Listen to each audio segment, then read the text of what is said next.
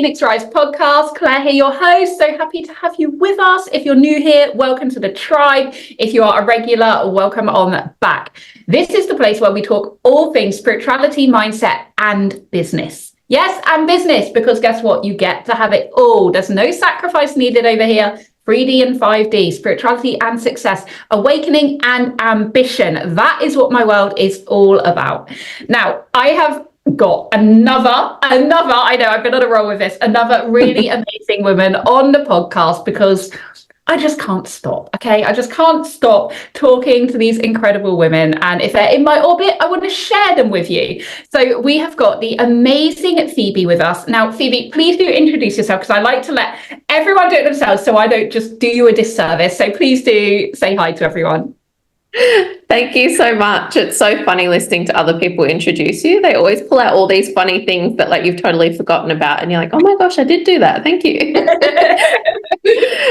So I am a life and business coach is the easiest way to explain it, to keep it simple, but I really love to combine, similar to yourself, the emotional processing, the human side, like actually working with your identity and who you want to be and how you want to live and making sure your lifestyle adds up to the business and to the business strategy. And it's just my favorite to help at the moment. Like all of my obsession is in new businesses and women who have kind of been running their business maybe as a little bit of a side gig for a while and they're just ready to send it and be more big and bold and have like a big fun brand.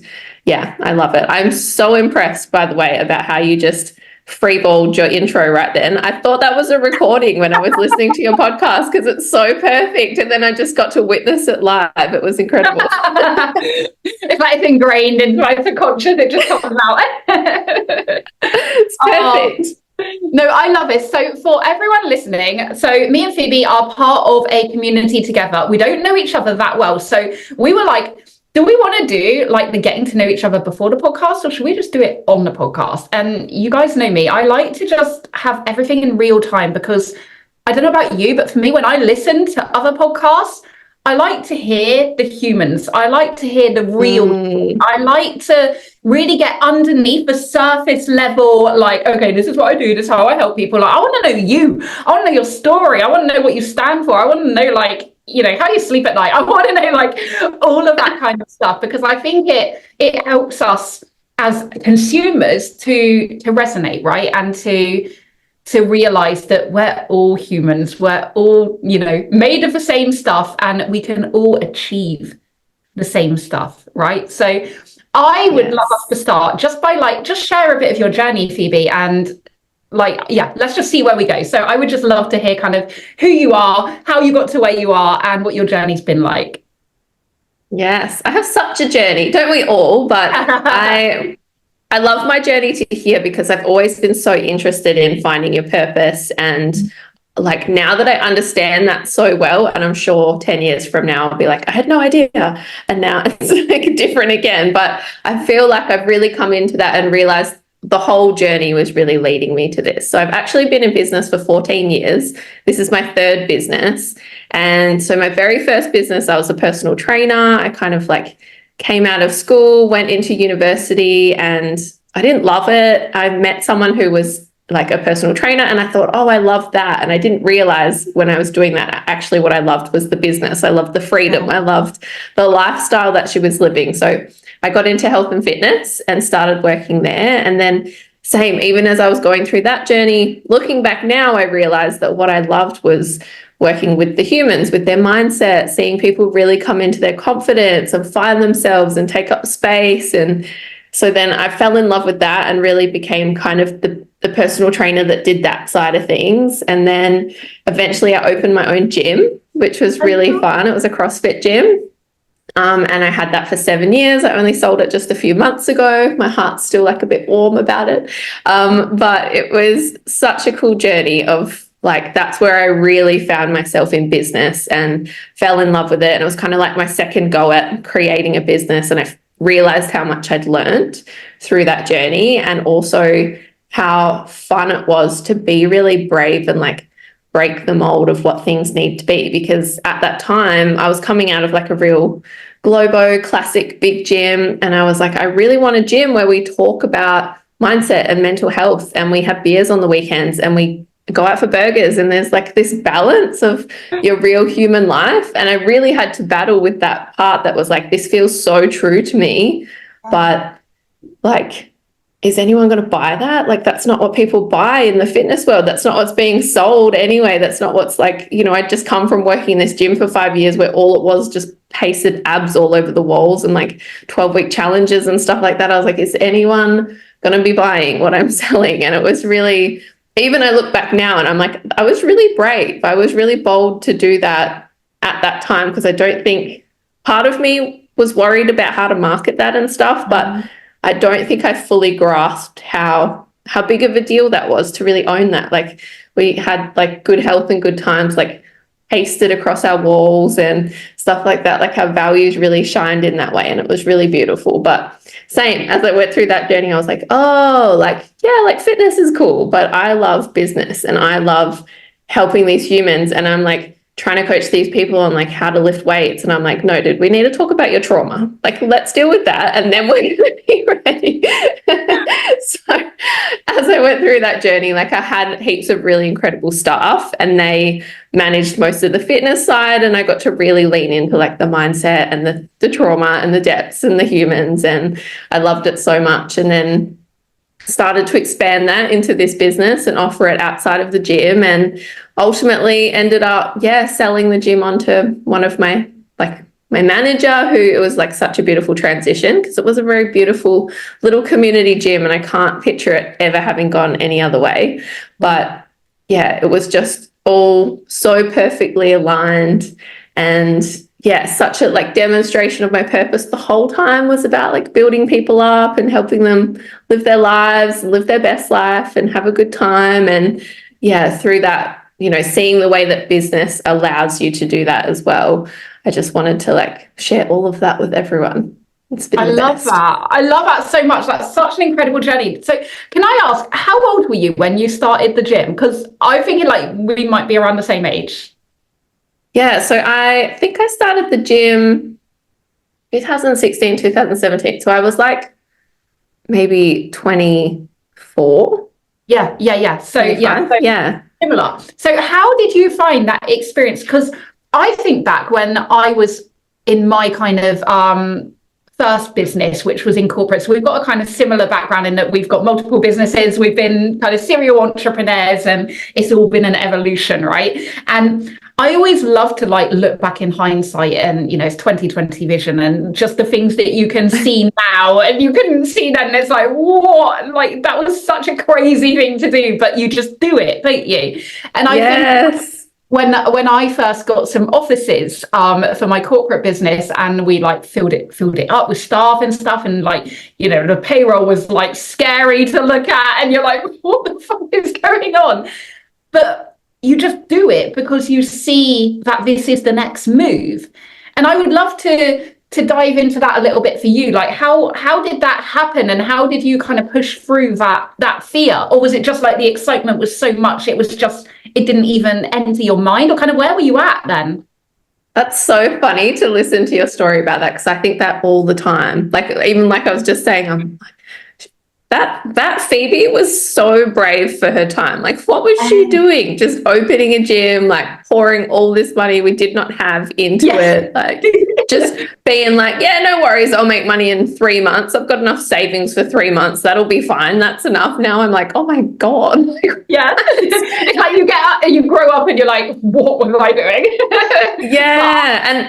And I think now I'm taking so many big risks all the time, but in exactly the same position where it just feels so true and so right. And I think when you've been in this business journey for a while, you learn how to trust your intuition. You know, when your body says go, that things are going to work out. So you just start taking that risk a little bit easier. I don't know why I was so quick to take it back then, but I was also, you know, part of my healing journey has been me becoming a little bit less of a judgy perfectionist. So one of my things back then was when I opened my gym, I'd been through quite a few gyms. I'd worked under a few different people in their gyms, and it wasn't that they did a bad job or anything, but I just knew it wasn't perfectly aligned to what I wanted. So it was very clear to me what I wanted, what I didn't want. So I kind of was, I'm sure, on my 24-year-old high horse somewhere being like, I'm going to do this the best way. And it's going to work because I know exactly what I'm doing. Now I'm like, you had no idea what you I feel you.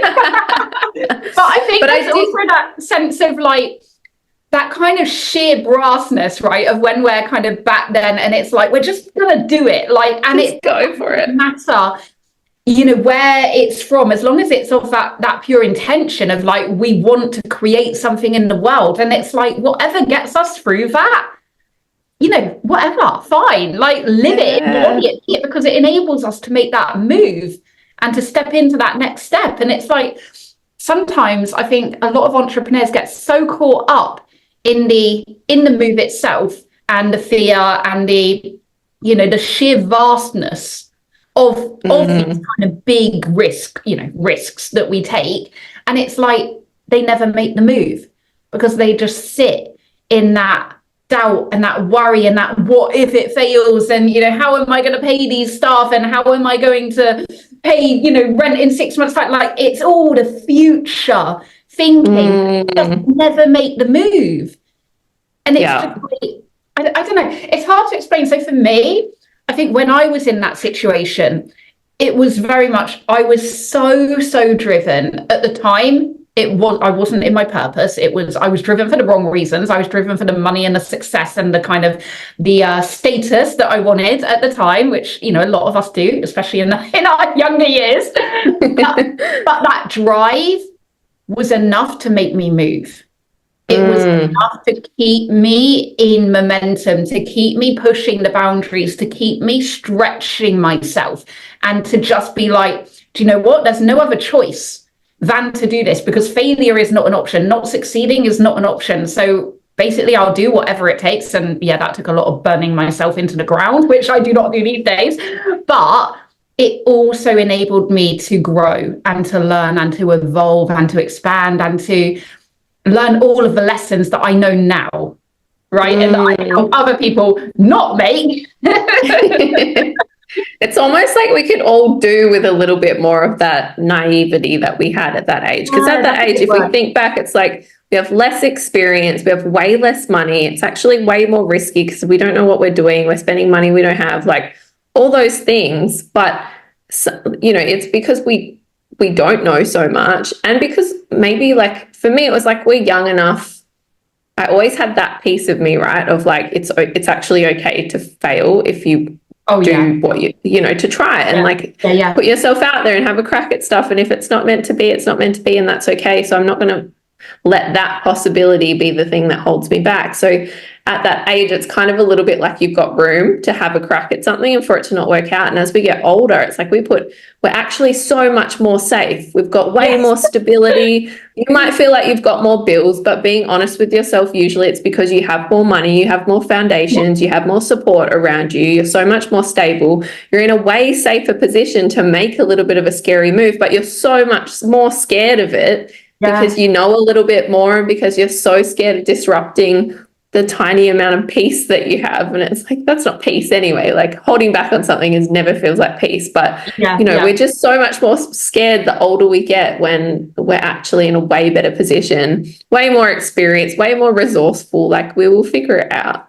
Yeah, it's so funny because I remember just before I started my very first business, so I was still working for someone else at the time, but I was like building it in the background, right? So like I was getting everything ready and I was very much all in. So I wasn't one of these people where I juggled for too long. I was like, I'm fucking going because I'm making this happen. And I just kind of jumped ship. I think I had one foot in both for about 3 months. And then I was just like gone because for me, it was that, like I said, there was no other option. It was like do or die almost. It was like, this is going to work because I ain't working for someone else for the rest of my life. And it's funny because I got a tattoo at the time to like remind myself, and it says, don't be afraid to fail, be afraid not to try. And that was like the very first kind of like reminder, right? Of failure is inevitable. Failure is constant. And if you don't fail, you don't grow because you don't know it all. You don't have it all figured out. Like, nothing is a given. Nothing is a certain. We have to fail to get to the success. And again, so many people let that stop them. It's like, what if it fails? Exactly. Of course it's gonna. Like, go again. But then we get in our heads, right? About, well, then I've lost my authority. Then I've lost my, my kind of status that people look up to me. People won't take me kind of seriously anymore. And it's like, when did that become a thing? Like for me, if I look up at someone and I see how much they have failed, for me, that gives them even more kudos, like even more, like, fuck yeah. Yeah, your authority comes from the way you lead yourself through the hard shit. Like, we don't really want a leader that just floats around in the easy all day. We want to see the people who've gone through the filth of it, and it'd been so hard, and it'd be so embarrassing, and it'd be break your heart. And for you to like be that person that picks yourself up and keeps following your dream, like that's power, that's authority, that's your leadership. Exactly. Like, we think it's us being perfect, but no one really wants that, because we can't match it. So it doesn't really, it's not appealing to us, because we know it doesn't make any sense. Yeah, exactly. And it's like, okay, we get to a certain income level, and it's like suddenly that makes you a leader, or suddenly that makes you an authority. And it's like, it has nothing to do with that. Like, you could literally work for someone else and earn £500,000. Like, that's completely irrelevant for me, in my opinion, of leadership. I don't know how we've got into leadership, but that's where it's going. So it's like, for me, leadership is exactly what you said. It's all about how you lead yourself, and how much of that you're willing to share with other people. Because how many people only share the success? They only share, like, look at this launch I had, it made 6 figures. Like, don't talk about the 10 that just had crickets, right? Yeah. And it's like, I want to see about the 10 that had crickets, because that shows me that you didn't give up. That shows me that you didn't let that beat you, that you continue to move, that you continue to grow, and you continue to hold your demeanor and own your power, and not let an outside kind of tangible result affect your internal, right? And I think we get all of this so backwards. It's literally like the one lesson to learn in business is, like, you have to learn how to hold the vision through the void, through the times where it's not showing itself right away. And that's where everyone gives up. And it's literally the one thing, if you don't give up in that time, if you're able to hold that failure, able to just be vulnerable with yourself, that this sucks, but it actually doesn't fucking matter. I'm going to get up and do it again tomorrow anyway, because this is my mission and this is why I'm here. Like, if you can do that, you will succeed. Like, you will get where you're going. You'll learn enough lessons. It's inevitably going to figure out for you. But if you give up in that time, like, that's where we lose all these strong soldiers that we need. Yeah, exactly. Because it's like, it's the long term, right? It's the sustainability. And this is why it's so rare to speak to people like us who have been in business for this long, because most people have given up years and years ago. Like that first obstacle, that first hurdle, that first time they lost all the money, they lost all the clients, they, whatever shit happened, we all have it. And it's like, this is sustainable growth. This is long-term success, because we know that we are inevitable success, because we continue to move. Like, there's no other option. It's like, like, nothing can stop you if you're not afraid of a little bit of failure, of a little bit of hard stuff, of being seen, making a little bit of a mess and fucking it up a little bit, then nothing can stop you. Those are the things that stop people. So, like, if you can feel safe in the face of those things and hold yourself through those things, then there's nothing that will, like, hold you down. Yeah, exactly. I love it so much. Oh my God, I feel like I could talk to you forever. That was fun. We're like, whoa. I love it though. And this is what I like about just free flowing, because you just never know, like, where it's going to go. And we've just covered so much juicy stuff in the space of like 25 minutes. So if you're listening to this, know that there was something there that you needed to hear. Like, you're on this podcast listening to this for a reason. We had no idea what was going to come out, so you needed to hear something. And it might be something that you've heard a million times before, but just let it land a bit differently. Like, see it from a different perspective. Ask yourself, like, what am I missing from this piece? Like, why do I keep hearing this over and over again? Like, because you're missing something. Like, there's a different angle that you need to be seeing it at. I love that so much. So fun. Thank you. Thank you so much for joining us, Phoebe. Where can everyone find you? We'll put it all in the show notes, but just so people know. Sure. I mean, please come and check out my podcast. It's called The Business of Being a Woman. I run it with my biz bestie, Hannah, and she is a powerhouse all in her own right. And we just have the best, very raw chats, very real. We really like show up to the show sometimes with the very literal problems we're having in the moment and like process through it. And that's us showing our leadership is really like, we'll share the vulnerable in the shit of it, but share how we're moving through it and not just be like, it's a big whinge fest. It's like, this is how we're getting through it and supporting each other through it. So it can be really powerful. So come and hang out on our potty, and otherwise come find me on Instagram, Best Life Phoebe. And that's where I post most of my good nuggets of value. Amazing. We'll put all of that in the show notes below. So be sure to go and listen to that podcast, go check out the Instagram. And until next time, we will see you all soon. Thanks for joining. Bye.